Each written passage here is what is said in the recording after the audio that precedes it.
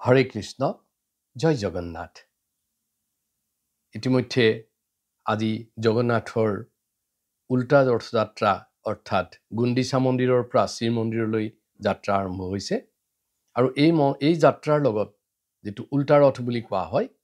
বা বহুৰা ৰথ বুলি কোৱা হয় এই বহুৰা ৰথৰ লগত সংগতি ৰাখি আজি এক বিশেষ কথা ৰখা হ'ব আৰু আমি আৰু কিছুমান দিন হয়তো জগন্নাথৰ সম্পৰ্কত সৰু সৰু কথা ৰাখিম আশা কৰিছোঁ আপোনাক সকলে এই বিভিন্ন জগন্নাথৰ সৰু সৰু লীলাবোৰ শুনিব আজিৰ যেটো উল্টা ৰথ হ'ব এই ৰথ আহি যেতিয়া জগন্নাথৰ মন্দিৰ পাবহি আৰু তেতিয়া এটা বিশেষ উৎসৱ উদযাপন হ'ব এটো হৈছে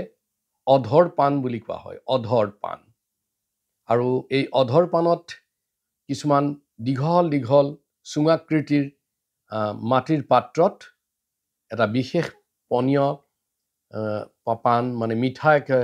বিশেষ জুলীয়া এটা ভোগ থাকিব আৰু এই ভোগ ভগৱানক অৰ্পণ কৰাৰ পাছত এই পাত্ৰবোৰ ভাঙি দিয়া যায় আৰু এই উৎসৱটো কোৱা হয় অধৰ পান উৎসৱ অধৰ মানে হৈছে ওঠ আৰু পান মানে এটা পানীয় জুলীয়া এটা ভোগ এটো কোৱা হয় যে ভগৱানৰ ৰথযাত্ৰাত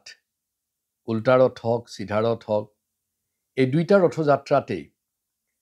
অগণন মানুহৰ সমাবেশ ঘটে ভক্তৰ সমাবেশ ঘটে আৰু তাৰোপৰি ৩৩ কোটি দেৱতাই এই যাত্ৰাত ভাগ লয় আৰু দেৱতা মানুহ জীৱ-জন্তু সকলোবিলাকৰ উপৰিও ভূত প্ৰেত পিশাচ এইবিলাকও আহি এই যাত্ৰাত ভাগ লয় আৰু কোৱা হৈছে যে যেটো অধৰ পান এটো এটা মিশ্ৰণ য'ত গাখীৰ থাকে কল থাকে কৰ্পূৰ থাকে ডালচেনি থাকে এনেকে গোটেইখিনি বস্তু সংমিশ্ৰণ কৰি এটা সুন্দৰ মিঠা এটা পনীয় তাত চেনিও থাকে শৰ্কৰা এই মিক্সচাৰ এটা কৰা হয় এটা মিশ্ৰণ কৰা হয় আৰু মিশ্ৰণটো দীঘল দীঘল কিছুমান সুঙাকৃতিৰ মই ইতিমধ্যে কৈছোঁ মাটিৰ পাত্ৰত ৰখা হয়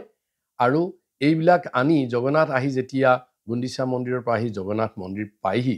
তাৰ ঠিক মন্দিৰৰ দ্বাৰৰ মুখত যেতিয়া ৰয়হি লগে লগে এই পান পনীয় যেটো ভোগ ভগৱানক অৰ্পণ কৰা হয় ভগৱানৰ ওঠত লগাই দিয়া হয়